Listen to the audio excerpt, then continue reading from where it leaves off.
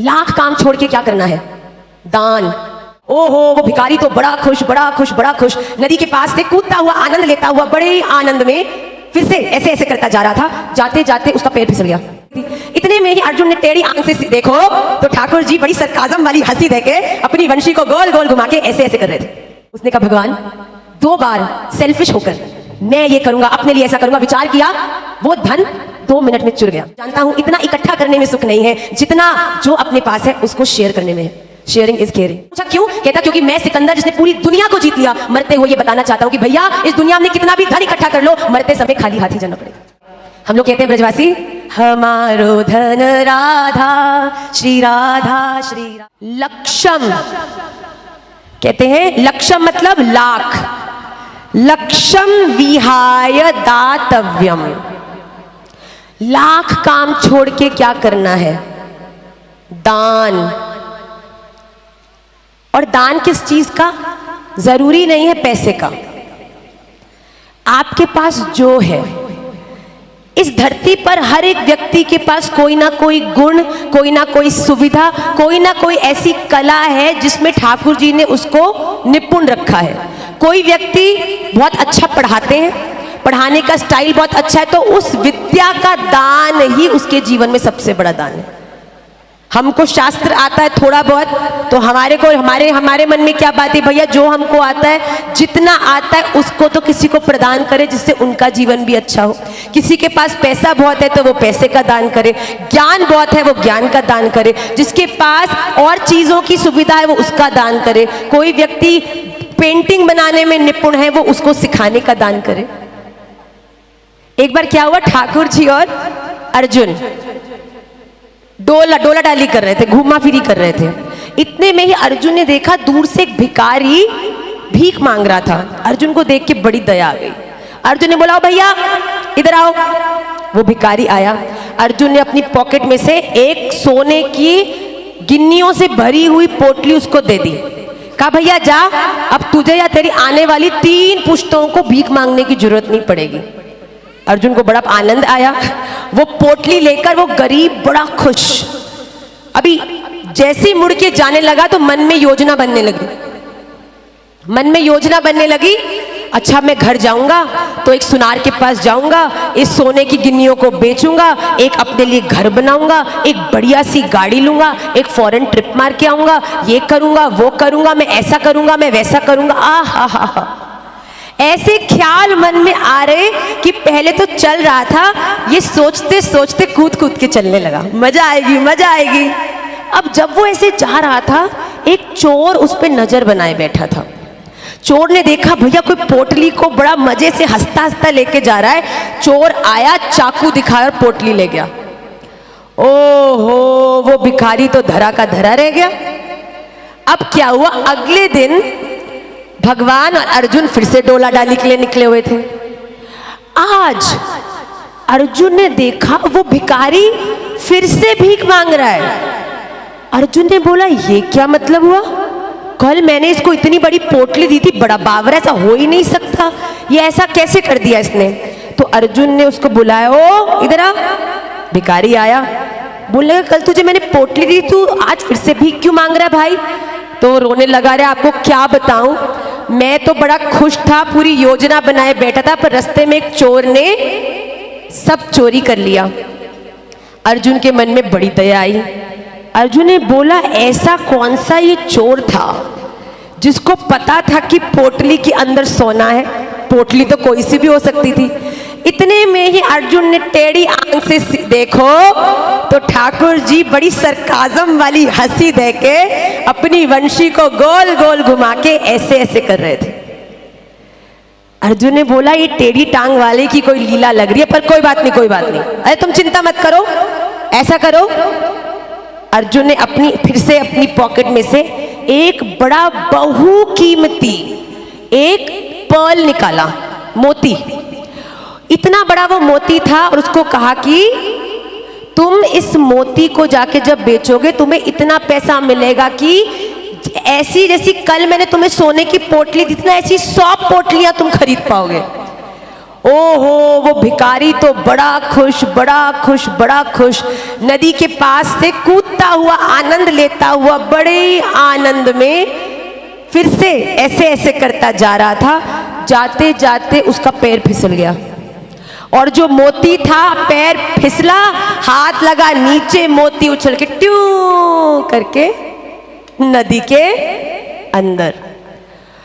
वो व्यक्ति आज भी बड़ी योजनाओं में था, ये मोती बेचकर मैं ये घर लूंगा, अब तो 100 पोटली मिल सकती है तो 2-2 घर बनाऊंगा, एक देश में एक विदेश में, हर घर में 100-100 नौकर रखूंगा, अपनी जिंदगी को बड़ा कंफर्टेबल बनाऊंगा। ओहो भैया, ऐसा गिरो कि सारे के सारे स्वप्न धराशायी है गए। अब वो मोती भी गया। अब अगले दिन फिर से ठाकुर जी और अर्जुन डोला डाली पे निकले। आज अर्जुन ने जब उस भिखारी को भीख मांगते देखा तो अर्जुन ने बोला, भैया ये तो बड़ा बुरा काम हो रहा है। टेढ़ी टांग वाले को देखा, ठाकुर जी तो अपनी वही मंद मंद मुस्कुराहट देके कुछ बोल भी नहीं रहे। अर्जुन ने बोला, क्या कर रहे हो गोविंद? ठाकुर जी ने कहा, मैंने तो कुछ किया ही नहीं, मैं तो तेरे साथ साथ घूम रहा हूं, मेरे पे क्यों भैया तुमने ब्लेम डाल दिया जबरदस्ती का। तो अर्जुन ने कहा, आज मैं इस भिखारी को कुछ नहीं दूंगा, क्योंकि मुझे पता है जो भी मैं दूंगा वो नष्ट ही होना है।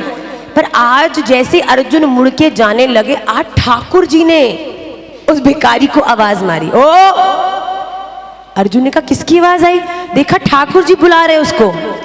तो जैसे वो भिखारी आया तो अर्जुन ने कहा, भैया मोती भी गया। उसने कहा, गया। तो ठाकुर जी ने बोला, कोई बात नहीं, ये ले, तो 2 रुपए पकड़। 2 रुपए। वो व्यक्ति जिसको पहले सोने की पोटली मिली, उसके बाद एक ऐसा मोती मिला जिसको देने से 100 सोने की पोटलियां मिल जाती, ठाकुर जी ने उसको बुला के 2 रुपए दिए और कहा, ये ले रख, जा आगे। उस व्यक्ति ने देखा, अर्जुन ने भी देखा। आज अर्जुन सरकाजम वाली हंसी हंसे। ठाकुर जी क्या कर, 2 रुपए? 2 रुपए में क्या आएगा? एक दूध का पैकेट भी नहीं आएगा। पर अर्जुन ने बोला, ये कृष्ण है भैया, इनकी लीला कौन समझता है। आज बड़ी विलक्षण लीला हुई भैया, बड़े ध्यान से सुनिएगा। आज वो व्यक्ति वो 2 रुपए लेके जा रहा था, इतने में उसने एक बड़ी विचित्र चीज देखी। उसने देखा कि उसकी आंखों के सामने एक मछुआरे ने कुछ मछलियों को पकड़ लिया। देखो, मन से तो वो व्यक्ति वैष्णवी था, उसको बड़े दुख लग गया कि अरे भैया ये मछलियों को पकड़ के ले जा रहा है, फिर उनको फ्राई करके खा जाएगा, मैं क्या करूं क्या करूं। उसके मन में बात आई कि ये 2 रुपए से वैसे भी क्या होगा, ये 2 रुपए मैं इस मछुआरे को दे देता हूं और उसके बदले इन मछलियों की जिंदगी मांग लेता हूँ। वो मछुआरे के पास गया, बोला, मछुआरे भैया देखिए 2 रुपए रख, मछलियां छोड़ दे, तू मार मत इनको, देख कैसे तड़प रही हैं, हमको अच्छा नहीं लग रहा। ओहो, मछुआरे ने कहा, ठीक है, तो ये मेरा कमंडलू तुम रखो जिसमें मछलियां थी और जल था कुछ, और कहा 2 रुपए दे दो। वो मछुआरा 2 रुपए लेके चला गया। अब उस व्यक्ति के हृदय में हुआ कि इन मछलियों को दोबारा से नदी में डाल दूं। अब उसने क्या किया, हाथ से निकाल निकाल के मछली को डाला। आखिरी में जब सब मछली को डाल दिया, उसने देखा कि नीचे कुछ उस लोटे में चमक रहा है। उसने लोटे में झांक कर देखा, पानी गिराया तो भैया वो मोती जो अर्जुन ने दूसरे दिन उसको दिया था, वो एक मछली ने खा लिया। और उसी मछली को मछुआरे ने पकड़ा और जब वो 2 रुपए देकर उस मछली को बिना किसी अपने सुख का विचार करते हुए उस व्यक्ति ने खरीद के उस लोटे में डाला, तो वो मछली ने अपने मुंह से उस मोती को उस लोटे में ही छोड़ दिया। अब जैसे ही वो मोती मिला तो वो जो व्यक्ति था बड़ा खुश हो गया, मिल गया मिल गया मिल गया। अब एक और बड़ी विचित्र बात क्या हुई कि जिस जगह पे वो चिल्ला रहा था ना, मिल गया, वो स्थान जरा उस चोर का अड्डा था, जहां पर वो सारा धन आके छुपाता था। वो चोर पेड़ के पीछे से देखा, अरे भाई इसको मेरा अड्डा मिल गया, अब ये पुलिस बुलाएगा, मेरा सारा का सारा धन होगा। दौड़ के चोर गया, पैर में पड़ गया, भैया तू ये पकड़ 1 पोटली, ये 4 पोटली मैं अपनी तरफ से दे रहा हूं, किसी को बताइयो मत कि ये मेरा अड्डा है। 4 पोटली गिफ्ट की, 1 पोटली अर्जुन की, और उस मोती को लेकर वो व्यक्ति घर नहीं गया, दौड़ता हुआ गया, ढूंढता हुआ, कहाँ है श्री कृष्ण और अर्जुन। ठाकुर जी अपनी बंशी को गोल गोल टेक पे टांग पे टेढ़ी करके उसी की प्रतीक्षा कर रहे थे। अर्जुन कहते क्या कर रहे हो गोविंद, चलो चलो।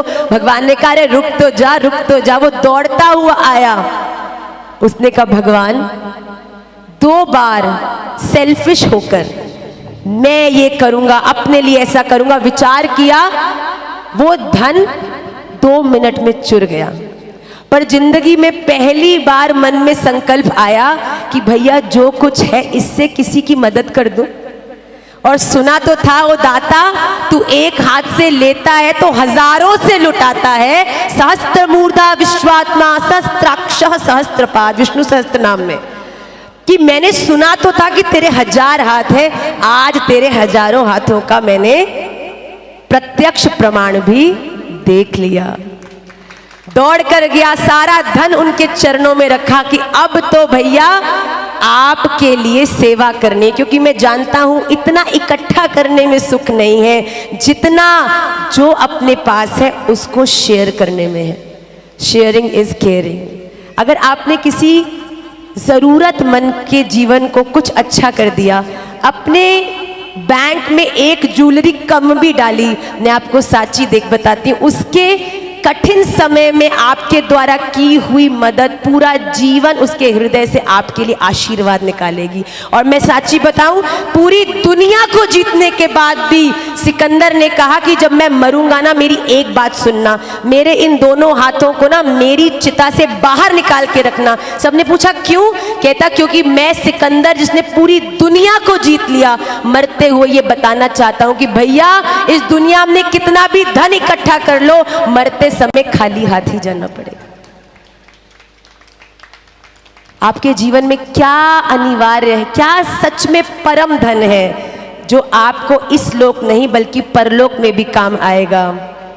हम लोग कहते हैं ब्रजवासी, हमारो धन राधा श्री राधा श्री राधा।